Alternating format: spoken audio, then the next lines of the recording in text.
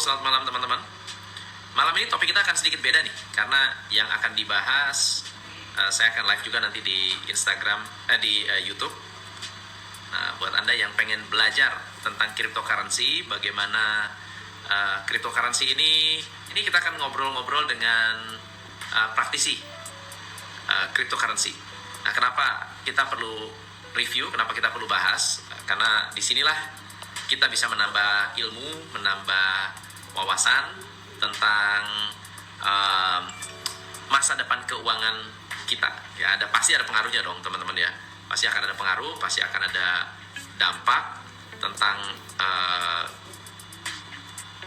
cryptocurrency, tentang bisnis Anda. So jadi mari kita sambut. Kok naganya nggak bisa masuk ya? Selamat malam, Coach. Nggak bisa. Wah, malam. Ini Selamat malam. di dua tempat ini. Topik kita malam ini pembahasannya agak sedikit berbeda dari biasanya, karena biasanya kita bahas tentang bisnis. Nah, kali ini kita membahas tentang kripto. Nah, kenapa kita bahas tentang kripto? Karena nomor satu, saya tertarik dengan cryptocurrency, tapi di sisi lain ini adalah hal yang sangat panas terjadi di luar sana. Banyak yang menggunakan dan menyalahgunakan kripto, sekaligus juga ada juga yang tidak atau belum tahu tentang cryptocurrency. Jadi Pak Yohanes boleh kenalan dulu nih. Iya, Yohanes siapa dan kenapa kok tertarik dengan cryptocurrency? Ya, oke. Jadi selamat malam ya semua yang teman-teman ya yang sedang bergabung di live show pada malam hari ini. Ya, nama saya Yorat Yohanes Chandra. Saya adalah CEO dari Nagaya Technologies Private Limited. Ya, jadi saya orang Indonesia, bukan orang Singapura. Ya, tapi perusahaan kita itu terregistrasi di Singapura. Jadi awal mulanya kenapa saya tertarik dengan dunia kripto, karena memang kripto ini membawa perubahan yang baru ya. Jadi perubahan yang baru terutama di dunia digital, di dunia keuangan, ya di dunia aset. Ya, yang tadinya mungkin aset itu terbatas hanya di 1-2 tempat, terus hanya bisa diperdagangkan hanya di lokal ya, secara lokal.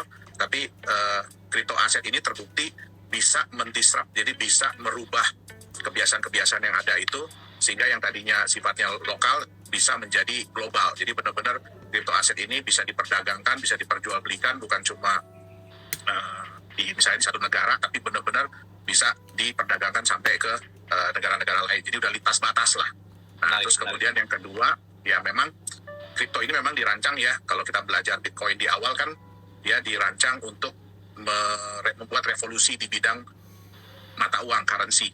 Ya, jadi di bidang mata uang, di mana kan salah satu yang dilawan oleh crypto aset atau cryptocurrency ini kan adalah inflasi. Yang kita tahu inflasi itu terjadi juga salah satu akibatnya adalah supply uang yang terus bertambah. Benar. Nah, sedangkan di crypto aset atau cryptocurrency kan uang ini jumlahnya itu terbatas. Ya, seperti yang kita tahu Bitcoin itu tidak akan pernah melebihi 21 juta Bitcoin. Nah, jadi diharapkan bisa melawan dari inflasi. Nah, dan diharapkan ya ke depannya bisa menjadi salah satu alternatif lah, Coach. Alternatif sebagai alat pembayaran. Kalau misalnya kita berbicara tentang cryptocurrency, Bitcoin, dan shitcoin lainnya, kenapa teman-teman harus mengerti? Kira-kira kenapa harus dipahami, kenapa harus dipelajari, gunanya apa sih kita mengerti tentang cryptocurrency?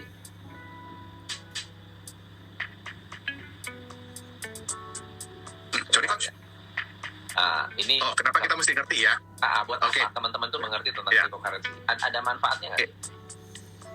Jadi gini, sebenarnya cryptocurrency atau crypto aset itu bisa menjadi salah satu alternatif aset ya, terutama aset masa depan. Ya, tapi ya kenapa kita perlu paham? Karena banyak sekali informasi-informasi yang beredar atau rumor-rumor yang berkembang ataupun edukasi-edukasi yang kurang tepat mengenai cryptocurrency atau crypto aset ini. Dan yang seperti kita tahu, cryptocurrency dan crypto aset ini bukan sesuatu yang sulit untuk dibuat. Ya, jadi kita nggak bisa. Jadi gini, salah satu kelemahan dari cryptocurrency atau crypto aset ya dibanding dengan fiat money adalah fiat money itu yang membuat itu suatu badan yang jelas, lembaga itu yang jelas. Ya, mereka itu siapa, terus mereka di backup oleh apa, semua itu jelas. Sedangkan di cryptocurrency atau crypto aset ini banyak sekali aset-aset atau kripto-kripto yang nggak jelas ini yang buatnya siapa. Terus kegunaannya untuk apa, ya? Mungkin sekarang lagi banyak malahan yang istilahnya mereka dengan jelas menyatakan bahwa mereka itu adalah meme coin, gitu loh. Ya, jadi mereka bilang bahwa mereka udah jelas-jelas menyatakan gitu loh. Menyatakan main-main lah ya. Betul. Nah, tapi karena kekurangtahuan dari market, ya kan? Karena market kan cuma melihat hype aja, ya kan? Hype, FOMO. Nah, terus kemudian ya mereka berharap bahwa mereka bisa ikut dalam kereta pada saat harganya lagi bagus gitu loh. Nah, tapi kalau kita melihat, mungkin Coach bisa juga search di coinmarketcap.com bahwa banyak sekali aset-aset kripto ini, koin-koin kripto ini yang berakhir naas gitu loh. Jadi malah akhirnya nggak ada nilainya lagi ke depannya gitu loh. Jadi sangat penting buat kita ya, terutama kalau kita trader ya, kalau kita trader sih menyenangkan ya bermain di sebuah aset yang seperti ini, apalagi volatilitasnya kan tinggi banget. Benar. Ya kan. Nah, jadi sangat menyenangkan. Tapi ya saya yakin mungkin 90% ya, pendapat saya 90% dari orang-orang yang bermain di kripto ini mereka bukan trader gitu loh. Ya. Mereka pengen kan Coach tahu ya belakangan ini di berita-berita ya kan, kripto aset memberikan keuntungan yang luar biasa segala macam ya kan. Nah, tapi ya berita itu pasti yang bagus gitu loh. Udah giliran yang jelek jarang diberitain. Nah, akhirnya orang-orang ini ikut aja gitu loh. Mereka cuma ikut karena mereka ngelihat hype-nya. Tapi mereka sendiri nggak tahu bagaimana cara memilih yang tepat gitu loh. Kalau kita bicara aset masa depan, ya kayak kita lah Coach ya kan. Kita kalau mau beli rumah pasti kan mikir-mikir dulu, lihat-lihat dulu, ya kan, pelajari dulu. Nah, terus mau beli. Nah, kalau mobil sih ya sama juga ya, intinya. Kalau kita memang memandang kripto ini sebagai sebuah aset, ya udah kita pelajarilah dengan baik-baik apa itu aset yang akan kita beli. Oke. Nah, kalau di white paper Bitcoin itu kan mereka tujuannya untuk alat transaksi. Pernahkah Bitcoin menjadi alat transaksi? Oke. Jadi kalau sekarang sih Coach ya, kalau menurut saya sih masih belum berhasil. Jadi belum sukses ya. Memang pada tahun 2017 itu sempat hits ya. Jadi banyak sekali outlet-outlet, terutama kalau kita lihat di Amerika, di Jepang ya, itu mereka banyak sekali yang menerima Bitcoin. Nah, tapi kembali lagi pada saat mungkin Coach ingat ya waktu Bitcoin jatuh banget, ya kan? Nah, itu banyak akhirnya yang nggak lagi terima gitu loh. Mereka nggak lagi terima. Nah, kalau Bitcoin sih masih lumayan ya Coach. Berarti Bitcoin masih lumayan karena ya dia sudah mulai mendapatkan reputasi yang bagus ya kan. Terus ya track record-nya udah ada. Nah, sekarang masih on and off lah. Jadi ibarat kata ya perorangan lah yang menerima gitu loh. Jadi perorangan atau kayak satu toko lah. Nah, itu tergantung dari mereka. Tapi kalau untuk jadi transaksi global sih kayaknya masih jauh ya. Masih belum. Jadi belum seperti yang diharapkan lah. Ya kita bisa lihat ya Coach ya. Kemarin kan harusnya sebuah kabar gembira. Bitcoin akhirnya dilegalkan ya menjadi alat pembayaran di El Salvador. Nah, itu ceritanya gimana? Itu sebetulnya El Salvador itu kan rame banget sekarang. Betul. Malah jadi blunder kalau menurut saya. Ya, jadi sebenarnya sih harusnya menjadi sebuah kabar gembira nih Coach. Ini kan ditunggu-tunggu ya oleh komunitas kripto gitu ya. Masih dengar ceritanya nih, background-nya El Salvador itu ceritanya gimana? Ya, jadi El Salvador itu saya lupa ya berapa bulan yang lalu mereka itu legislatifnya, jadi pemerintahnya mengumumkan bahwa mereka menyatakan Bitcoin sebagai salah satu alat pembayaran resmi. Ya. Jadi alat tukar resmi di negara tersebut. Bahkan mereka memberikan Bitcoin sejumlah berapa dolar gitu ya, senilai berapa dolar kepada masyarakatnya. Nah, dengan harapan masyarakatnya mau bertransaksi, menerima ataupun membayar menggunakan Bitcoin.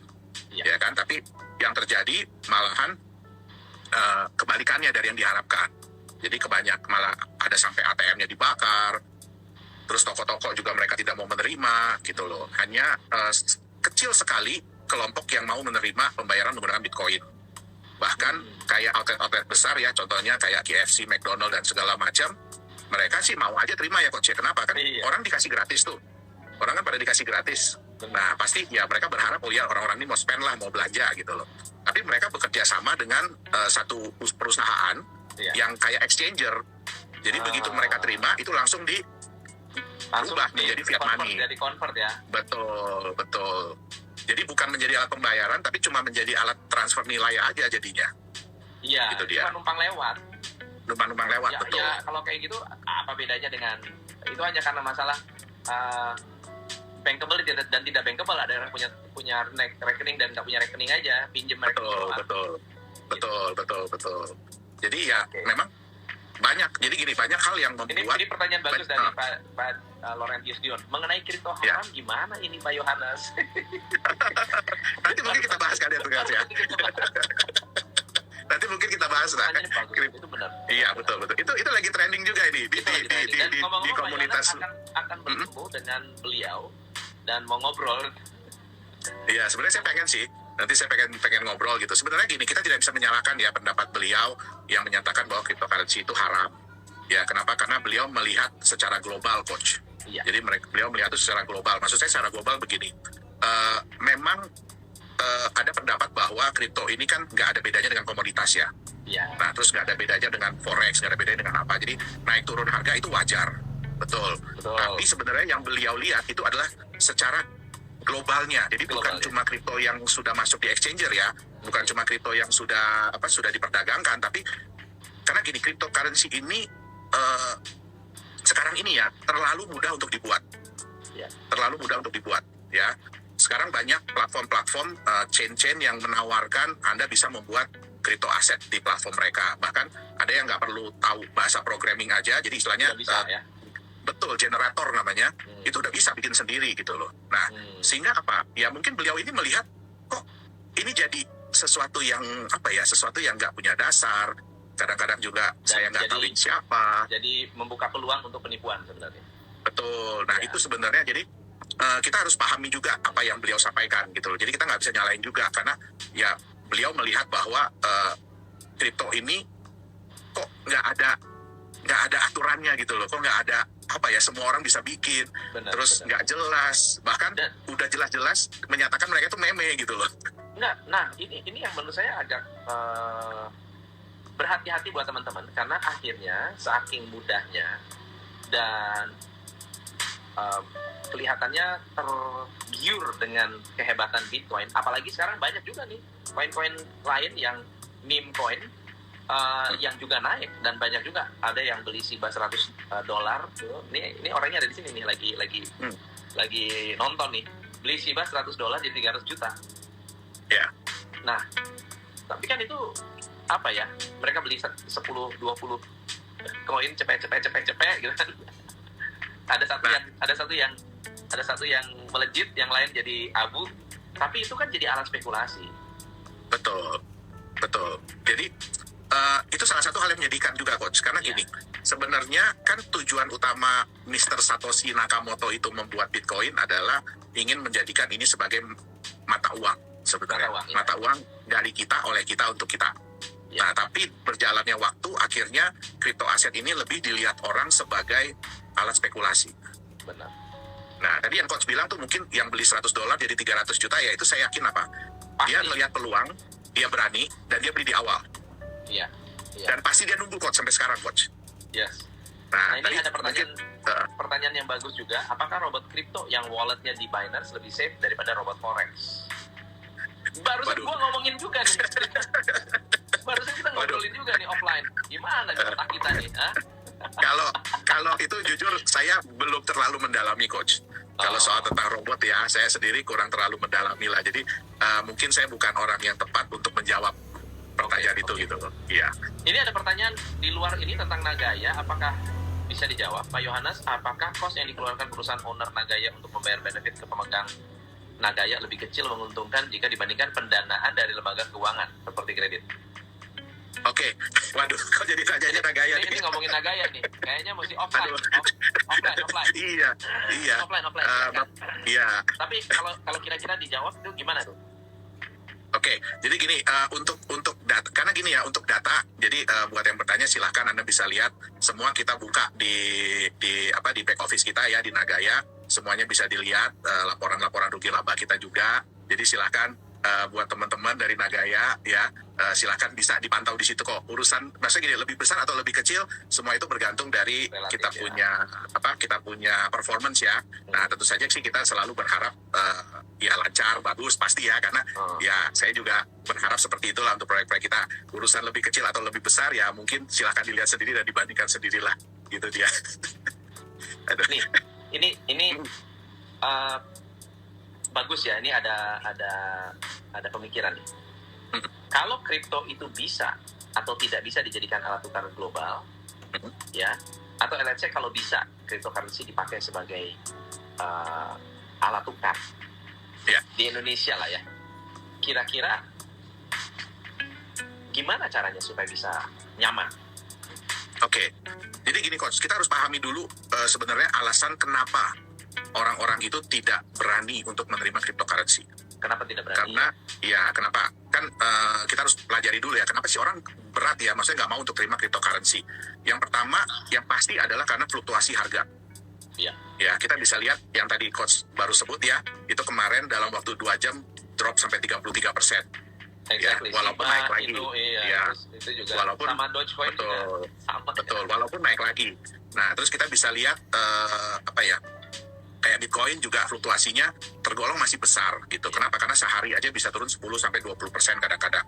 Nah, kita harus paham gini, orang-orang ini yang menerima kripto aset ini, mereka adalah pedagang. Mereka adalah pedagang. Mereka itu memiliki kewajiban. Mereka memiliki kewajiban untuk membayar mungkin pihak ketiga nih. Ya. Nah. Jadi kalau saya punya supplier, saya harus bayar, dan belum tentu supplier ini mau dibayar menggunakan kripto juga. Mungkin mereka mintanya fiat money. Nah, saya punya kekhawatiran seperti ini. Contoh, kalau misalnya Coach Tom nih, pedagang ya. Nah, Coach Tom udah pasang harga $10. Nah, harga Bitcoin misalkan 600 juta. Nah, kalau saya bilang gini, saya mau Coach Tom terima di harga 600 juta nih Bitcoin. Tapi Coach Tom tentu khawatir dong. Khawatirnya gimana? Waduh, ini resiko ada di saya nih kalau saya terima 600 juta. Nah, Coach Tom bilang, ya udah, saya mau terima Bitcoin kamu, tapi saya hargain 500 juta satu Bitcoin. Ya pasti saya juga nggak mau dong. Nggak mau. Rugi kan saya gitu loh. Benar. Nah, jadi fluktuasi harga ini yang benar-benar menjadi beban. Ya. Bukan likuiditasnya. Kalau kita bicara Bitcoin, likuiditasnya udah sangat bagus. Gitu loh. Tapi fluktuasi harga ini yang masih membuat orang-orang belum yakin mau terima. Apalagi kalau mereka punya kewajiban ke pihak ketiga. Betul. Gitu loh. Jadi, sebetulnya ya Bitcoin is like another US dollars atau euro. Selama kita masih pakai rupiah, kita nggak akan bisa meyakinkan bahwa harga tidak akan terjadi fluktuasi. Kayak dulu tiba-tiba dolar 2.500 jadi 16.000, siapa yang nyangka? Betul Nggak? Dan itu merugikan banyak perusahaan, banyak orang. Betul. Pertanyaan kita kan sekarang, ngapain kita bahas? Kalau misalnya memang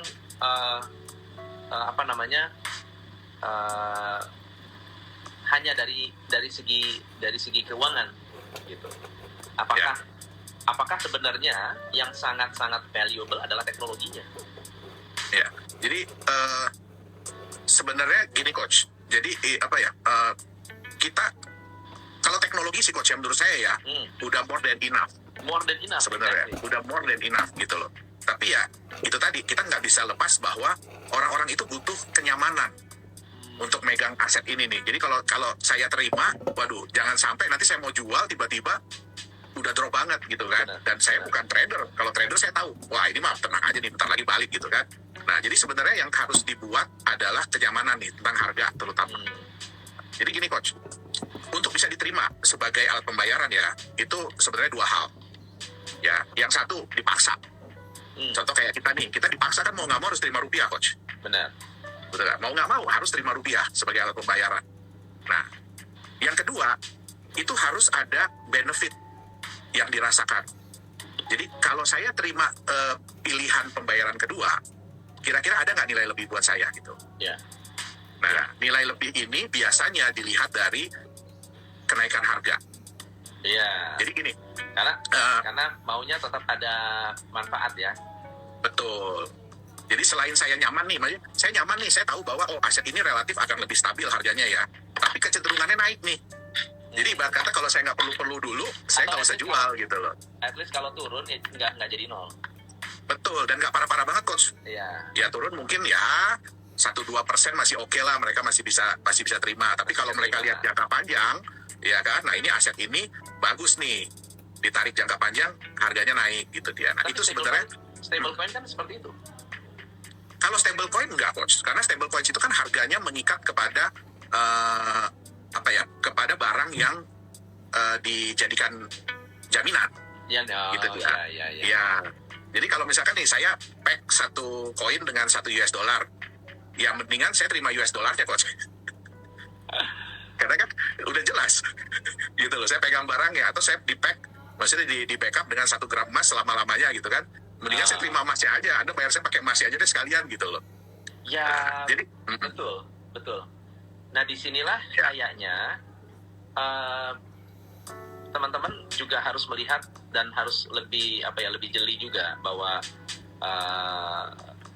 resiko itu selalu ada, tapi di sisi lain bukan hanya sebatas resiko, tapi juga riset. Ya, di sini riset. betul. Nah, Betul. ini hal apakah yang menaikkan harga kripto? Apakah market cap naik akan menaikkan harga? Oke, jadi gini, itu semua impian ya coach ya. Semua impian aset kripto itu dipakai sebagai alat pembayaran. Kenapa? Karena itu akan menaikkan market cap. Itu akan menaikkan market cap. Jadi permintaan pasti akan naik. Kenapa? Karena market itu membutuhkan banyak untuk pembayaran. Nah, tapi gini, tadi coach mungkin ada tanya ya, gimana caranya ya supaya bisa diterima nih? Supaya bisa Ya, diterima. Betul. Nah, jadi gini coach, kita nggak boleh. Jadi gini, kita sebagai mata uang kripto juga nggak boleh lupa diri. Walaupun kita punya teknologi yang sangat bagus, gitu ya. Tapi kita harus belajar dengan founding father dari uang, yaitu bank sentral. Iya. Ya, kita harus belajar dari situ. Gini, uang sebuah negara itu semakin kuat dan semakin dipercaya oleh negara lain. Itu dari 2 hal. Ada 2 hal yang penting nih. Yang pertama, mereka tuh punya cadangan devisa. Semua negara tuh punya cadangan devisa. Ya. Dan salah satu yang jadi patokan yang kita bisa lihat ya, mungkin kalau ada yang bisa search gitu ya.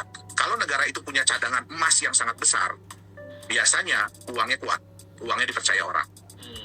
Itu dia. Jadi walaupun dibilang sekarang udah nggak ada lagi hubungan antara uang dengan emas, terus kenapa Cina dan Amerika dan negara-negara lain sibuk beli-beli emas gitu loh, nyimpenin emas buat apa? Iya. Gitu loh. Nah, itu yang pertama. Jadi kalau cadangan devisa mereka bagus, mereka kuat. Yang kedua, itu ada yang namanya neraca perdagangan. Itu yang dilihat banget juga. Jadi kalau neraca perdagangan positif, artinya negara itu dapat uang lebih banyak daripada spending money, daripada ngeluarin uang. Betul. Nah, artinya apa? Mereka menambah cadangan devisa mereka. Artinya cadangan devisa mereka itu semakin kuat. Gitu dia. Iya. Nah, jadi gini, kita harus lihat juga ya. Kita itu mau menunjukkan diri dulu. Jadi mata uang kripto itu mau menunjukkan diri dulu, ya kan, bahwa dia itu pantas untuk dijadikan mata uang. Baru biarkan nanti market yang menilai dan market yang berjalan. Iya. Atau ini kebanyakan dari mata uang kripto sekarang mereka yang membuat marketnya, coach. Jadi mereka membuat utilitasnya. Karena ini menarik jadi sekali buat teman-teman yang melakukan investasi, karena mereka ciptakan market dan akhirnya membuat kayak Dogecoin yang nggak sangka-sangka ya. Jadi kalau Dogecoin sebenarnya mereka tidak menciptakan market dulu, coach. Ya awalnya Sejalan dengan waktu. Main-main kan. Betul, sejalan dengan waktu, ya kan, akhirnya orang mulai menerima. Seperti Bitcoin sebenarnya. Jadi Bitcoin itu tidak menciptakan utilitas dia dulu, tidak. Gitu dia. Dia menciptakan performance dulu. Dia menciptakan kepercayaan orang dulu sehingga akhirnya dipakai utilitas. Nah, kalau kita bicara Bitcoin, Ethereum, Litecoin, Doge, itu sebenarnya ya mereka tergolong yang sukses ya. Tapi kan sekarang banyak sekali yang ingin mengikuti langkah nih. Benar. Dan banyak yang fail. Nah, apa yang mereka lakukan? Biasanya mereka itu membuat dulu utilitasnya. Ya. Jadi mereka bikin dulu utilitasnya, contohnya exchanger nih. Mereka bikin dulu utilitasnya, ya kan? Nanti baru mereka keluarin koinnya. Utilitas itu kegunaan ya, teman-teman ya. Kegunaan tempatnya dulu nih, platformnya dulu nih, di mana nanti orang bisa pakai. Nah, akhirnya mereka bikin tokennya, nah itu nanti dipakai biasanya di platform mereka. Nah, kadang-kadang ini tergantung dari platformnya perform atau tidak. Nah, kalau platformnya tidak perform, yang terjadi apa? Lama-lama utilitasnya turun. Lama-lama market cap-nya pasti turun, karena orang udah nggak butuh lagi. Jadi, contoh gini, sekarang ini sayangnya ya, banyak kripto aset ini yang akhirnya jadi voucher. Maksudnya Nah, gimana? contoh, ya, kayak kalau kita bandingkan ya, voucher itu kan contoh nih, Costom misalkan punya voucher MAP gitu ya, berarti cuma bisa dipakai di lingkungannya MAP, di toko-tokonya MAP. Terbatas ya. Betul, tapi, punya tapi voucher. Ada utilitas. Betul, Bisa betul, dipakai. ada, betul. Nah, ada voucher, sorry nih saya sebut nama ya, Giant ya. Nah, itu bisa dipakai di situ. Nah, tapi bagaimana kalau tempatnya hilang, coach? Bagaimana kalau tempatnya hilang? berarti kan utilitasnya hilang. Iya. Ya kan? Nah, itu banyak sekarang terjadi begitu. Jadi banyak akhirnya kripto-kripto ini karena utilitas mereka tidak bisa berkembang, tidak bisa apa, ya akhirnya hilang. Nah, yang bertahan, sebenarnya yang bertahan itu adalah kripto-kripto aset yang mereka menunjukkan performance mereka dulu. Kenapa mereka layak? Kenapa mereka layak untuk diperdagangkan? Kenapa mereka layak untuk diterima sebagai alat pembayaran? Alat pembayaran. Nah, Oke. baru nanti utilitasnya datang sendiri, Coach. Ya. Ini Ya. by the way di sini kan tadi MUI atau teman-teman yang menyampaikan NU atau MUI mengatakan bahwa ini sudah mulai haram. Pemerintah juga pasti akan makin ketat sekarang nih. Jadi koin-koin atau bahkan ya robot-robot trading lah yang abal-abal atau yang memang sengaja ingin menipu, dia juga akan mulai pasti diamankan. Ditertibkan udah pasti. Ya. Nah, berarti legalitas makin dikejar ya? Kalau saya lihat sih sudah mengarah ke situ ya, Coach ya. Mulai ke sini. Jadi dan jadi mulai cepat ya sekarang ya. betul. Jadi Kalau Singapura dulu- itu udah dari lama. Ya, Singapura udah dari lama, Jepang udah dari lama. Terus kemudian Korea sekarang sudah mulai. Dia bukan lagi cuma mau mengatur exchanger, tapi mulai nanti akan mengatur aset-aset mana yang boleh, oke. yang boleh benar-benar diperdagangkan, yang boleh benar-benar masuk ke market di Korea. Nah, di Indonesia juga mungkin kan kita udah dengar ya akan ada exchanger yang maksudnya pemerintah yang buat, dan itu kan mereka bilang bahwa mereka akan mengutamakan kripto-kripto yang memiliki fundamental yang benar, Ya. yang benar gitu loh. Jadi saya rasa sih kedepannya akan ke arahnya ke sana. Oke. Nah, kalau kita berarti kalau misalnya legalitasnya bagus, kemudian negara mulai masuk ke regulasi ya, masuk ke regulasi, berarti masa depan actually bisa kelihatan lebih cerah ya. Iya, betul Coach, betul. Jadi sebenarnya kripto ini ya mungkin juga pemerintah sadar ya bahwa mereka tidak bisa menghilangkan kripto apalagi dari segi teknologi ya. Nah, tapi mereka tidak bisa berusaha menghilangkan internet. Money game. Nah, tapi ya mereka berusaha, saya lihat, kita yakin dan percaya dan saya lihat juga banyak negara-negara mereka yang sudah berusaha untuk menyehatkan iklim di dunia kripto. Ya, Ya, itulah. jadi bukan dilarang tapi disehatkan. Ya. So, jadi ini kita terima pertanyaan dulu deh. Beberapa pertanyaan. Ya. Tarmon dari mengapa Nagaya? Tunggu, ini pemerintah berikutnya perlu nambah 1 pos menteri aset digital. Ya, Albinar, tunggu bentar. Di sini di Instagram ada pertanyaan bagus. Tobat Coach, gak usah jualan shitcoin. Setuju sekali. Saya sangat-sangat berhati-hati ya dengan yang namanya shitcoin. Apa bedanya kripto sama pembayaran digital seperti GoPay, OVO? Nah, ini pertanyaan bagus nih.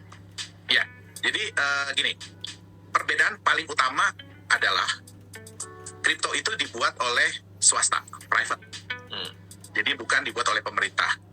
Nah, yang kedua, digital payment itu sebenarnya adalah uang fiat yang dibuat dalam bentuk digital. Ya. Gitu. Jadi sebenarnya tetap uang fiat. Jadi kayak di GoPay, di GrabPay gitu ya, di transfer OVO. lah. Betul, itu sebenarnya adalah rupiah dalam bentuk digital. Jadi beda dengan kripto, beda dengan cryptocurrency. Ya. Pak Yohanes, utilitas seperti apa yang bisa memperkuat fundamental satu aset kripto? Siboro Nagaya, Siboro. Oke, jadi gini, sebenarnya utilitas itu seharusnya datang dari pihak luar. Harusnya. Jadi untuk menunjukkan bahwa itu memang sehat, utilitas itu harus datang dari pihak luar. Jadi nggak bisa kita yang membuat tempatnya. Itu kayak saya bilang tadi Coach, akhirnya jadi voucher. Ya. Nah, kalau perusahaan itu bisa mengembangkan utilitasnya, ya barulah, ya kan, itu bisa kepakai di banyak tempat.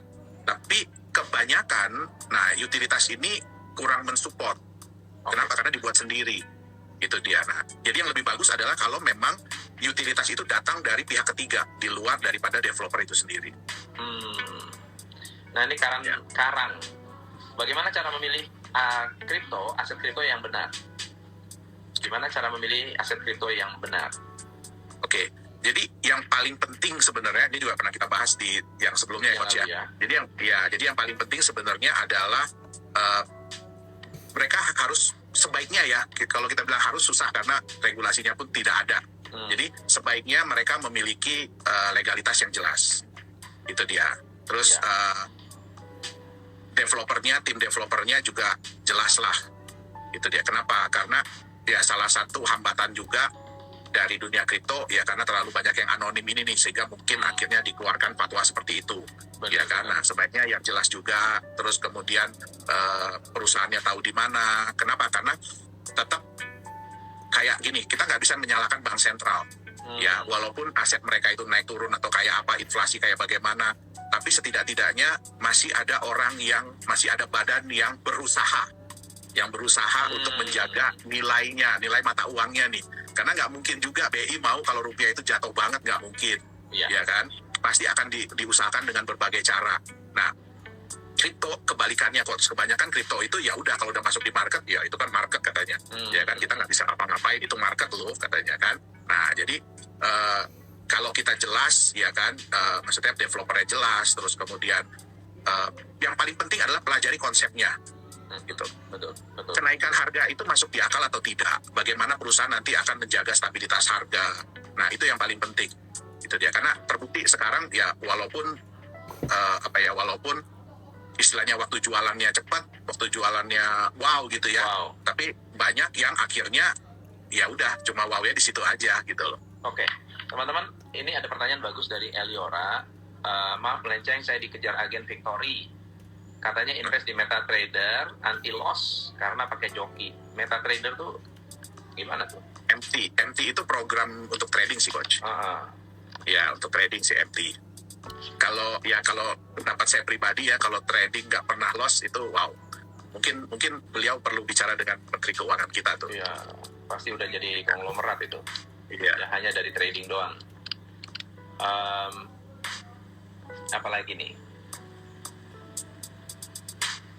Oke. So, di dalam bentar ya. Kalau di Indonesia sekarang lagi rame robot trading ya. Lalu gimana sih caranya untuk mengenal ciri-ciri scammer? Ini pertanyaan bagus.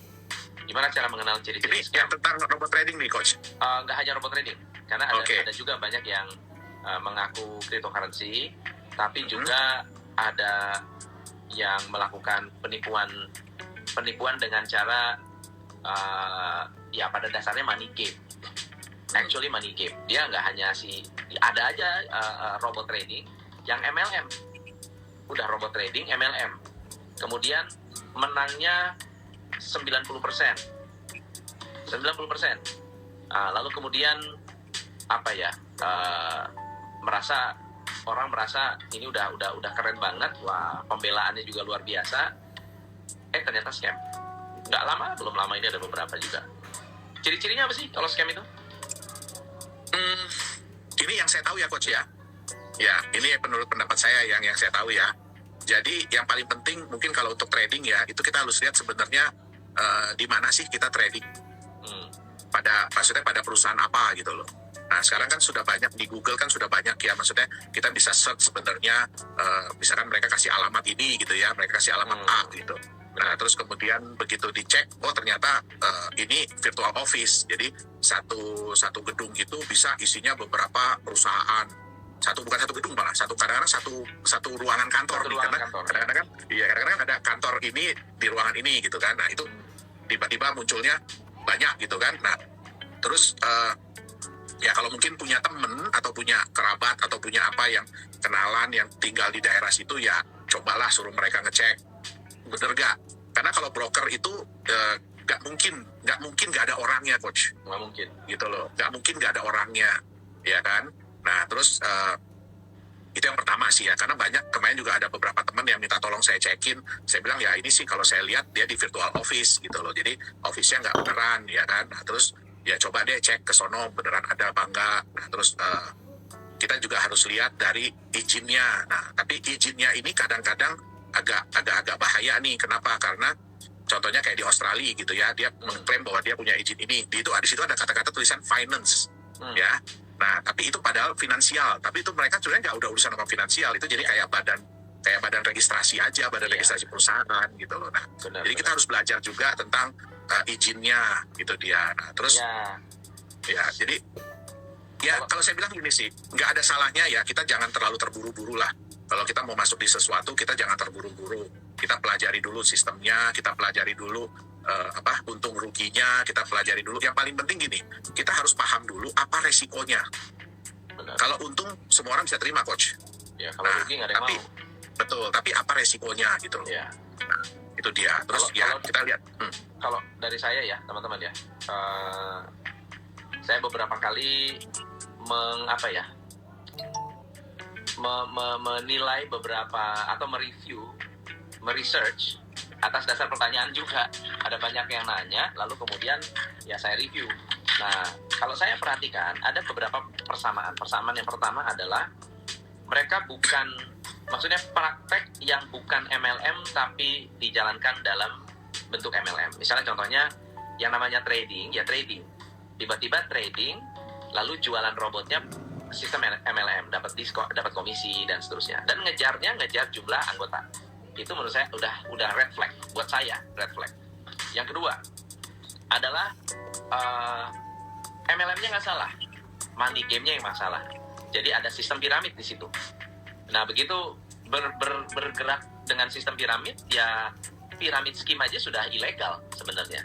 Piramid scheme itu sudah ilegal. Lalu kemudian samar-samar, yang saya perhatikan, samar-samar tuh gini. Misalnya contoh ya, oh itu websitenya ada di masuk ke dalam daftar list OJK. Ini list OJK mengatakan bahwa ini berbahaya atau tidak ini ya, tidak bertanggung jawab. Mereka bisa bilang, oh bukan, itu adalah yang dibuat oleh tim kita, itu yang dibuat oleh member, lalu kemudian di-ban, masuk Kominfo. Website utamanya nggak begitu, gitu kan? Padahal mereka buka dengan domain baru. Kemudian, oh itu kita sih baik-baik aja, itu brokernya. Nanti brokernya siapa namanya? Oh ini brokernya nggak terdaftar dibilang di Australia, ternyata Virgin Island, gitu ya. Ternyata dari Virgin Island ternyata di Ukraina, dari Ukraina ternyata oh bukan itu kita punya, bukan itu yang saya maksud, kita punya begini, kita punya begitu. Pokoknya ngelit berkelitnya tuh luar biasa, oke? Sampai sudah scam. Setelah scam, oh ini bukan scam, ini cuma pindah sistem. Oh ini cuma pindah sistem, padahal udah scam. Atau tanda yang real adalah kalau Anda sudah mulai dipersulit withdraw. Kalau withdraw sudah dipersulit, biasanya sehari withdraw udah keluar. Ini kok 2 hari withdraw. Lama-lama 3 hari withdraw. Lama-lama seminggu. Tiba-tiba sistem down. Itu udah scam. Udah pasti. Menyalahkan teknis. Naik levelnya lagi, di-hack. Naik 1 level dikit, wah, server kita kena hack. Itu sudah super scam. Jadi kalau tanda-tanda ini teman-teman kenali, ya, saya tahu namanya uang itu bikin orang buta. Apalagi kalau sudah fanatik dan takut banget itu scam. Jadi Anda mempertahankan sampai tidak scam, akhirnya kita fight. Coba sebut mana perusahaan yang ngotot-ngotot dibilangnya keren banget, luar biasa. Siapa? Mia. Saya ditawarin Mia sama klien saya. Saya bilang, ini sih menarik. Ini dia kasih tunjuk tuh. Ini untung, jarang rugi, untung. Saya bilang, coba cek. Aturannya gimana? Aturannya gini. 2 hari kemudian saya bilang, Bu, feeling saya scam. Feeling saya ini bukan beneran. Ya namanya juga ini saya udah balik modal kok, gitu kan. Saya udah balik modal. Ya udah oke lah, kalau balik modal udah cukup, udah. Tapi gak usah tawar-tawarin ke orang lain lagi, Bu. Hati-hati. Ini gak lama scam. Feeling saya scam. Pokoknya under 1 tahun masih oke. Under 1 tahun masih oke. Lewat 1 tahun mendingan gak usah. Lewat 1 tahun udah deh. Udah susah. Hidupnya udah susah. Kemudian financial.org. financial.org yang dibilang wah ini begini ini begitu wah dan sangat-sangat bombastis ya, heboh di mana-mana, heboh ini itu heboh. Yang saya bilang ini saya ditawarin sama salah satu dulu klien saya bilang oh ini coach gini dia bilang ini interesting tapi gue nggak punya feeling, nggak bakal sampai setahun udah masalah nih. Enggak, ini gue udah untung sekian ribu orang udah ngumpul Sunton Capital gitu. Jadi buat teman-teman saya nggak mau lagi mereview Gainmax. Wah lagi heboh-hebohnya mati-matian. Wah saya sebelum scam saya udah kasih tahu ini scamnya, ini scam, ini tanda-tandanya. Wah itu diserang habis-habisan ya. Nah jadi teman-teman kalau Anda investasi di tempat yang sebetulnya sudah red flag, sudah ada benderanya ya, sudah harus berhati-hati ya. Kalau hilang ya siap hilang, jangan habis-habisan, jangan serakah, pakai uangnya jangan uang yang Panas. ya. Ada lagi nih Jangan uang buat makan lah. Royal Q, wah sedap, ngeri sedap ya. Intinya teman-teman kalau berbicara soal jangan samakan kripto dengan MLM, jangan campur aduk antara, ini kan mulai campur aduk nih, kripto Binance lah, di ini lah, itu udah mulai nyampur aduk begitu, itu udah aneh-aneh ya. Kripto lah ya, kripto invest. Makanya kalau Anda beli asuransi ya beli asuransi untuk apa, tujuannya apa ya, nabung, mau investasi ya investasi, mau bisnis ya bisnis. Jangan pengen bisnis pakai asuransi, atau asuransi mau nabung asuransi tempatnya bukan nabung. Akhirnya apa, saat kita cairin uangnya hilang separuh, karena asuransi proteksi bukan untuk nabung gitu. Nah jadi teman-teman kalau memang nggak scam taruh aja semua uang. Betul, kalau nggak scam taruh aja semua uang di situ. Kalau memang kita confident dan yakin, kok ngajak-ngajak orang gitu kan. Nah contoh robot, kalau memang itu robot benar-benar luar biasa, jangan kasih tahu siapa-siapa. Ambil semua aset kita, jual rumah kita, ya masukin ke situ semua. Kenapa ngajak-ngajak orang gitu? Kecuali kalau ngajak-ngajak orangnya pakai MLM, ada money game. Nah kalau Anda memang niat ya hati-hati aja, uang kita bisa hilang, tapi yang pasti yang upline udah kaya, udah beli Ferrari, udah duitnya dilariin kemana nggak tahu, ya di penjara pun uang nggak bakal balik, udah gitu aja. So nggak kerasa udah sejam kita. Iya. Udah nggak kerasa udah sejam. By the way teman-teman, buat Anda yang hari ini hadir, saya ada kenapa robotnya dijual? Iya benar. Saya ada webinar ya teman-teman, pengumuman tanggal 1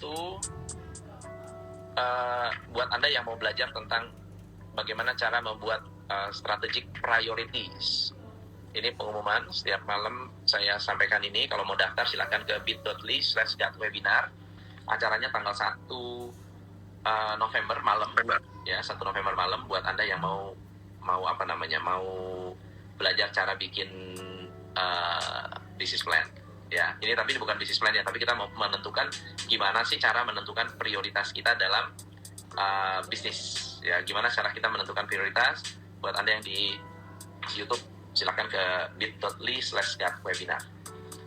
Pak Yohanes, ada pesan-pesan buat teman-teman yang hari ini memikirkan untuk investasi cryptocurrency? Ya, oke. Jadi memang gini ya. Jadi dunia kripto ini kalau saya bilang bahkan lebih kejam, coach. Ya, daripada dunia forex, betul, daripada dunia saham, jauh lebih kejam. Itu dia. Kenapa? Karena untuk membuat itu tidak sulit seperti apa yang selama ini digembar-gemborkan oleh orang-orang. Memang ada yang benar-benar ya, kita bukan bilang semua itu mudah ya, tapi ada benar-benar developer yang benar-benar memikirkan bukan cuma teknologinya, tapi juga konsepnya, terus kemudian legalitasnya. Nah, terus banyak juga developer yang berusaha untuk menunjukkan bahwa mereka itu serius loh untuk bikin ini gitu ya, untuk bikin crypto aset ini. Nah, tapi jauh lebih banyak lagi yang menggunakan shortcut. Yang saya bilang tadi, menggunakan shortcut ya. Jadi yang kita bisa lihat ya, di Binance Chain ya, Binance Smart Chain itu sudah terbuat 1 juta jenis token. Ya, 1 juta jenis token. Nah, kita nggak tahu mana yang memang benar-benar digunakan, mana yang memang benar-benar udah dijual, mana yang memang benar-benar dipakai, kita nggak tahu. Tapi dari situ aja sudah terlihat bahwa, oh ternyata nggak sulit gitu loh untuk membuat sebuah aset kripto gitu. Nah, tapi tolong kalau Anda ingin berinvestasi ya, kayak gini Coach, kita harus kenali dulu diri kita nih. Iya. Tadi kita ada ngomong waktu offline ya, saya ada nonton film, baru aja nonton film. Jadi ada pendapatnya gini, betul, kalau Anda seorang investor, Anda akan pegang aset untuk jangka yang panjang. Iya. Itu dia.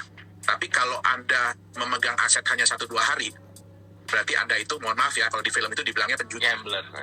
Gambler. Jadi Nah, tidak jadi selalu investor, beli kripto, ya. Nggak selalu beli betul, kripto. apapun. Ya, Apapun. beli saham pun sama. Kalau Beli saham, ya, beli ya, forex, ya. iya. Ya, jadi Anda itu gambler. Tapi kalau Anda pegang untuk jangka yang panjang, itu berarti Anda adalah investor. Iya. Nah, investor-investor ini, mereka itu melihat peluang, Coach, sebenarnya, Coach. Iya. Mereka melihat peluang, jadi gini, mereka mengetahui, melihat, dan mempelajari. Itu yang paling penting. Ya, melihat, mengetahui, melihat, mempelajari, dan mereka akhirnya mengambil keputusan. Tapi kalau buat saya pribadi, yang paling penting adalah mempelajari. Ya, karena ini yang orang kadang-kadang lupa. Jadi mereka tahu, mereka lihat, tapi mereka langsung take action tanpa mereka mempelajari dulu. Benar. Nah, seperti yang saya bilang tadi, kalau kita selalu gini, ya tadi yang dibilang Coach ya, mereka selalu pasti akan bilang yang indah-indah gitu loh. Yang indah-indah. Ya kan? Padahal sebenarnya paling gampang. Mereka bilang aja ya, kalau misalnya loss gimana? Ya udah, duit lu hilang. Iya. Benar. Gitu loh. Kan, tapi nggak tahu kenapa ya, padahal itu semua orang menurut saya sih udah tahu. Ya. Nah, tapi ya paling penting adalah kita harus sadar juga bahwa ada resiko yang harus kita tanggung. Di dalam semua bisnis pasti ada resiko yang udah kita tanggung. Nah, tapi kita harus tahu, developer, terutama developer kripto ya, mereka itu ada nggak sih usaha mereka, atau apa sih yang dijadikan jaminan oleh mereka untuk menjaga supaya jangan sampai resiko itu 100%. Sampai 100%. Ya. Ya, nah jadi kalau menurut saya ya, kalau memang mata uang itu kripto itu mau dijadikan mata uang, dan itu memang jujur ya, itu semua impian semua developer kripto. Itu dia, impian semua developer kripto. Kenapa? Karena begitu benar-benar menjadi sebuah mata uang sebagai alat pembayaran, itu market cap pasti akan tumbuh. Gitu. Nah, betul. Tapi kita harus sadar juga bahwa itu butuh proses, itu butuh waktu. Kita butuh pembuktian nih, aset kripto ini perlu pembuktian sebelum akhirnya dipakai oleh orang-orang lain. Nah, kita pelajari konsepnya. Konsepnya itu memungkinkan nggak aset kripto ini bisa menjadi mata uang? Kita pelajari konsepnya, bukan cuma teknologi, karena kalau teknologi sih saya rasa ya, kita sudah jauh lebih cukup. Untuk teknologi blockchain kita ini udah jauh lebih cukup gitu loh, udah berkembang banyak, udah berkembang sekali, tinggal bagaimana konsepnya sebenarnya. Bagaimana konsepnya bisa nggak mengarah ke situ. Jadi ya mudah-mudahan jangan kayak yang tadi Coach, udahlah kita beli 10 sedikit, siapa tahu satu menang gitu kan. Nah, padahal yang tadi kan di Binance Smart Chain aja udah ada 1 juta gitu kan. Iya. Nah, jadi ya bayangkanlah kalau Anda memang ingin aset kripto ini sebagai aset masa depan, ya kan, sebagai sebuah investasi yang jangka panjang, ya lakukanlah seperti Anda beli rumah. Anda pelajari dulu rumahnya, lingkungannya, terus bagaimana perkembangan daerahnya. Nah, jadi pelajari seperti itu supaya Anda ya jangan sampai salah langkah gitu loh. Kita beli rumah juga kan belum tentu semua untung Coach. Gitu loh. Ya, tapi kalau itu setuju banget sih itu. Setuju banget. Iya. Nggak Tapi nggak sembarangan. mungkin loss 100%. Benar. Nah, gitu. Nah, jadi aset itu ya kita harus pelajari. Oke, kalau saya untungnya bisa bagaimana. Tapi kalau saya rugi, bagaimana kerugian itu bisa diminimalisir. Iya. Itu dia. Benar. Iya. Ya, saya rasa teman-teman bisa membaca ya betapa ya hari ini kita membahas ini ya tujuannya bukan untuk nakut-nakutin, juga bukan untuk jualan. Nggak ada yang dijual juga kan, kecuali saya jualan webinar. Webinar ini gratis teman-teman. Nah jadi tapi yang paling kritikal buat teman-teman adalah jadilah orang yang jeli ya dalam segala hal. Jeli untuk menilai apa yang akan Anda investasikan atau yang akan Anda beli. Kenapa kita bahas ini? Saya undang Pak Yohanes karena ya belakangan marak banget tentang kripto yang ternyata MLM atau money game, yang saya pikir ini mesti orang yang tepat nih yang kita bahas. Kita kalau di waktu di YouTube kita ngomongin soal ini ya, soal mining ya. Wah itu seru banget tuh, seru banget. Jadi masyarakat harus cerdas teman-teman. Ya tujuan kita lihat itikat baiknya, Makanya tadi kita nggak mau juga menyebut brand kecuali yang sudah jelas-jelas scam. Kembali ke tangan Anda, uangnya uang kalian juga kan. Ya, walaupun seperti itu, selama bisa kalau bisa mempertanggungjawabkan dan bukan uang yang hasil pinjaman atau uang anak sekolah yang harus dipakai, wah itu hati-hati gitu. Thank you Pak Yohanes. Thank you banget nih Coach. Kita yang berterima kasih juga udah diundang lagi. Kita sharing lagi. Next time kalau diundang mau ya. Siap. Oke. Thank you teman-teman. Pak Yohanes, CEO Nagaya yang sudah sharing begitu banyak hal yang keren hari ini. Dan sekali lagi buat Anda yang ingin bergabung di webinar, daftar ke bit.ly/webinar akan membahas tentang bagaimana cara membuat prioritas di dalam bisnis Anda. Oke? Thank you. Sampai ketemu. Terima kasih banyak Coach, teman-teman semua. Teman-teman luar biasa. Thank you. Bye-bye. See you.